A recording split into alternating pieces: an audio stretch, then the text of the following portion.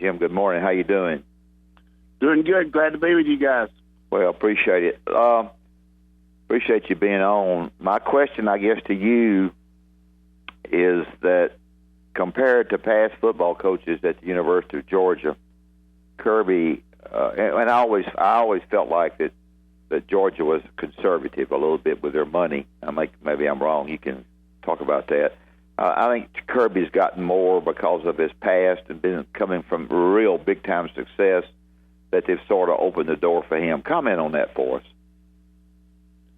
Well, every time you make a change, whatever it is in any type of venue, there's always a comparison in the past and the future. And yeah. I think the one thing that Kirby has over anybody that would take over a job in the SEC as an assistant coach who's never been a head coach is he has a really good background here, not only with the fact that he played here and he coached here, started with me and then coached with Coach Rick, but his dad is a high school coach in the state. He's got tremendous contacts. So coming in, he doesn't need a roadmap where to find different high schools and know the high school coaches. And he's got a big backlog of friends and colleagues that he played with and alumni that he's dealt with over the years. So he's got a head start there, knowing the situation. And then also he's played against and coached against some of Georgia's big rivals. For instance, Florida last year in the championship game, Tennessee every year, Auburn every year. So, he really doesn't even need to watch the tape to get ready for those three games because he's been ready, although I'm sure he will. He really does have a varied background, and it's a situation where both you and your son know that is Barry the other guy with you here? Yeah, he is. Okay, excuse me. All right, so, it's just a situation where he knows that Rick did a really good job here, but the East was there for the taking the last 3 years, and Georgia wasn't able to get across the goal line and win it. And I think everybody here just got to a situation where it just looked like there was going to be a change, and Kirby was the right man for the job. And he's done a tremendous job so far as dotting all the I's and crossing all the T's. Really has done a great job of reuniting, reinvigorating everybody. But it's still, as you know, the proof's in the pudding. They're going to have to do it on the field, and that's going to be the real challenge for him. We're talking with Coach Jim Donnan, Coach Isberry. Let's talk about that a minute. I call it, and you know what I'm talking about, honeymoon money. When you come in, you're on your honeymoon, and you got the honeymoon money. So he comes from Nick Saban, who they basically gave a blank check over. He's got more guys off the behind the scenes working than most people have on their entire staff. Is Georgia willing to give him the blank check with the honeymoon money? I think you got to get it now on the front end and say, hey, this is what we had at Alabama. This worked. I've got to have all these things to make this work. It's a lot easier to do in year one than it is in year 3 or 4 if you haven't won quite as many maybe as they hope. I want to get your comment on that. Yeah, I think you make a good point. If you look at over the years the different programs that have hired successful people from so-called rivals, I think you got a good idea of what it takes. And we got kind of a head start on that over here. I say we, Georgia, the last couple of years because Jeremy Pruitt came in here from Florida State and then Alabama, and he instituted a lot of things that they were doing at both places that really got Georgia as far as some of their practice schedules, as far as some things they did on travel, nutrition, everything like that. So there's a head start there, so there wasn't that big a change for the team when Kirby got in here. But, it's just like a divorce, though. I mean, when you take over a new team, you got new players that you didn't recruit, that you don't know their families, and you've got to get to know them. And Kirby's done a really good job with that. He's assembled a good staff, and it's going to be a real challenge, though. I mean, I don't think the East is anywhere near what it's been in the last 15 years as far as the last 4 or 5 teams are just not very competitive. But certainly Florida has some good players on defense, and everybody knows what Tennessee has coming back. They got to get over the hump and try to find a way to beat Florida. But I think certainly, we're in a good situation as far as returning players and the chance to win and win quickly. So if you're going to take over a program, this is a good time to take over Georgia. in the opening game against North Carolina, you're going against a football team that's very, very good offensively, not very good defensively. They haven't been. I don't know whether they're getting any better or not. They've been pretty bad.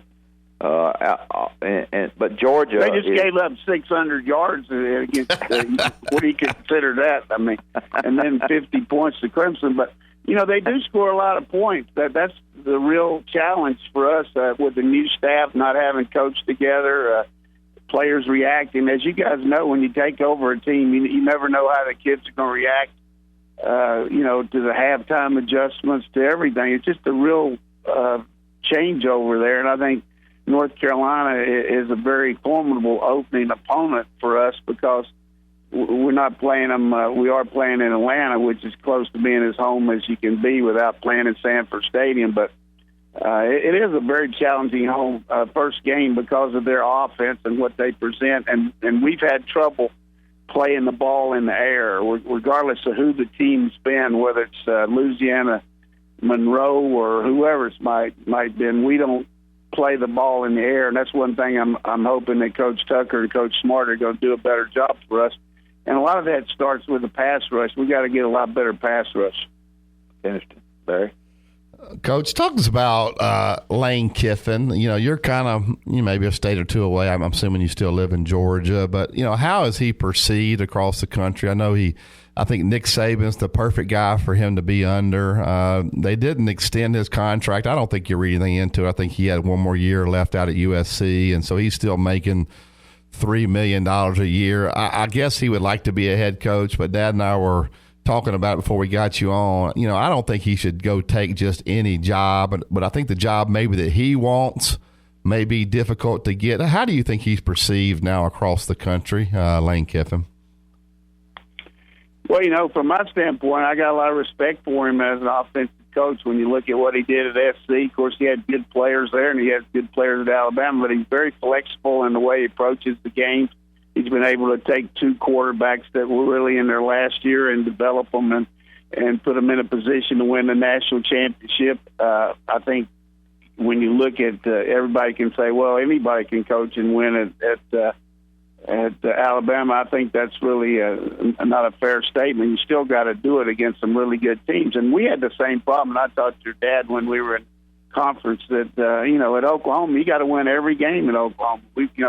You got to beat Nebraska and Texas every year back in the Big 8 days, and really didn't have that many games. But the ones you had, unless you won all your games, we were 11-1 3 years in a row. We won a national championship, one of them. But the 2 years we didn't, we were probably better, but we lost one game. So I think that's what happens there. There's a real fine line between what everybody expects. But as far as Lane around the country, I think his past is always going to haunt him just a little bit because of the things that happened to him at Tennessee, and he did some good things there. But the way he left, and then USC, he took over a tough situation there. That kind of probation has really been well chronicled. What they had to do, you take 30 scholarships away from anybody, they're going to have a hard time. But I think somebody's going to give him a shot, whether it's a big school, who knows? But he deserves a lot of credit. I just wish he'd run the ball a little bit more. I'm an old traditional guy. I like to throw it too, but I wish he'd run the ball a little bit more sometimes. I think sometimes they get a little funky, but that's being a little bit over the top there. I really do respect him as an offensive coach. Yeah, that's kind of like talking about the supermodel, but you don't like her shoes. Her shoes don't look that right. good. I don't ever get down to the shoes very often there, Barry. Compare and I know the East is not very good, and Baylor's not going to be very good in the Big 12, I guess. I'm sure. But compare the Big 12 and the SEC, because Barry and I think the Big 12 sometimes doesn't get the real credit that they deserve. Compare those two teams, those two conferences.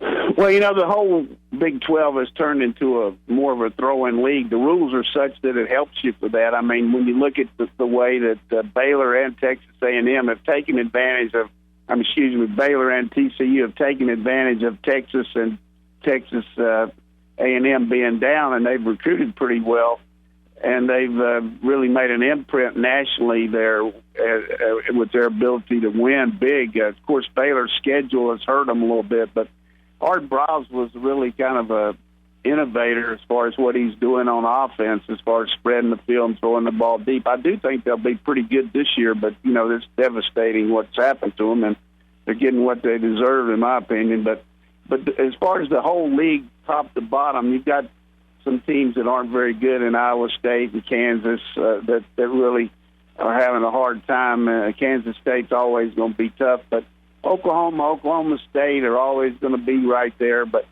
as far as comparing them top to bottom, I think the best teams in the Big 12 can certainly compete in the SEC. We've seen that Oklahoma beat Alabama like they did in that one game, and Alabama had a lot of turnovers. But I would say that overall, though, the SEC is way ahead, top to bottom of the Big 12, because the bottom teams are just not that good.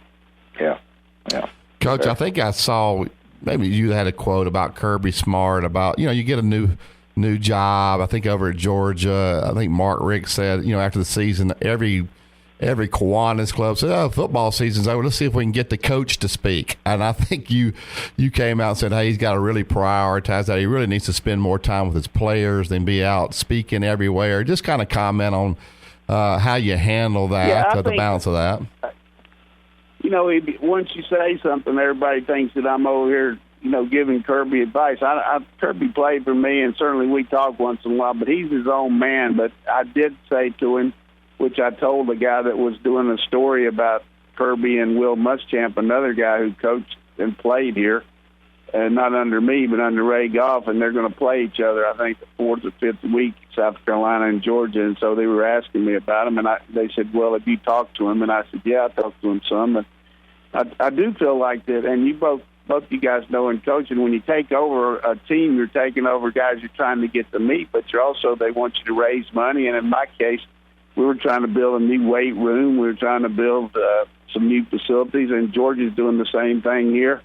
And you spend a lot of time helping your athletic director and then going out and raising money and speaking to groups, and you don't spend enough time with your team. I just think it's really critical, that you get to know, and we talked about this in the opening of our show, about getting to know your team and how they're going to react to you. And he's done a terrific job with that. He's really done a good job of bringing in a lot of the ex-players. He's invited all the families over to practice and of the parents of the team, and he he's been around some really good coaches with Nick and Bobby Bowden and Coach Rick and hopefully myself that can help him. But he is his own man. I mean, he's got a good plan and he's got a good staff. But I don't think these Georgia people are very patient, just like everybody else. Georgia thinks you're supposed to win every game, too. And right now, we got to get some more players, and he's doing that. He's recruiting like crazy, and they're doing a good job. I think they're supposed to really get a big commitment today from a big defensive player, but hopefully get that guy. But it's still going to be a fight. I mean, there's Alabama and the rest of us in this league, as far as I'm concerned. You guys are over there, and just when you look at what Nick and his staff and his players have done, just remarkable the way they've dominated. But I do say this, and anytime you've had as many changes as Alabama has had this year, they're going to have 5 different football coaches coaching a position this year than they did last year at this time. So, I mean, that's a pretty big turnaround. That's over half your staff. So there's going to be a little bit of getting to know each other for them, too. Yeah, I always tried to lower expectations. I guess I got that from Coach Bryant, but I did. Exactly. And I think that the expectations are so high at Tennessee that if you don't meet them, and they've got a terrible October schedule and a very easier November schedule. To me, this is they don't have a lot of money. They're paying a lot of coaches, still paying a lot of coaches, but this is a pretty big October for them with expectations that as high as they are.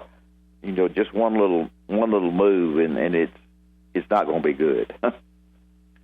Well, here's the thing about it, and both you guys and your fans there know that, when you were on top for which they were, the 5 years I coached in the SEC, Tennessee and Florida both won the national championship in our division. We were in the top 15. But, that doesn't do you any good if two of the teams are winning the national championship. And I think, after Fulmer, they just haven't been able to get back to where they were, and they thought they would. But the reality is what hurts them as much as anything is the fact that Florida won 2 national championships under Coach Meyer there after Fulmer went down. And they just haven't been able to beat Florida, number one, 11 straight years. That's a long, long time. And you can talk about October all you want to, Wimp, and that's a good schedule that they got to meet. But they also got to beat Florida in September, and I don't know if they can do that. I mean, they got to go to the Swamp and beat them. And it's just a case of I think the expectations are there more so because what they haven't done than what they have done. Everybody wants them to be better than they are. They made a good move on defense, bringing a shoot guy in. I think he's an outstanding coach. They got an established quarterback, and but reality is they're still less than 500 under this guy in the SEC since he's got there, close to it. And they've lost a lot of close games, and it really hurts you when you can't win those big games and it starts worrying you in the clutch. So hopefully for us, they'll find a way to lose on the road when they come over here and play Georgia. But I think you're exactly right as far as expectations for Tennessee. Well, Coach, we got to get out of here before I let you go. I could actually talk to you all day. I love talking with you. But who wins the SEC this year? Do you do predictions? Who's going to win the SEC? I'm going to go out on a limb and say Alabama. Boy, you just made some people happy over here, Coach.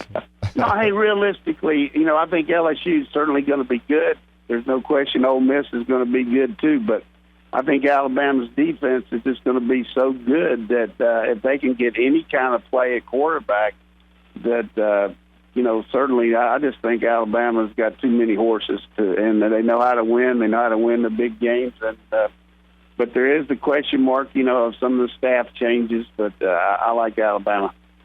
Coach, we appreciate it very much. Thank you very much. Always glad to be with you guys. Okay.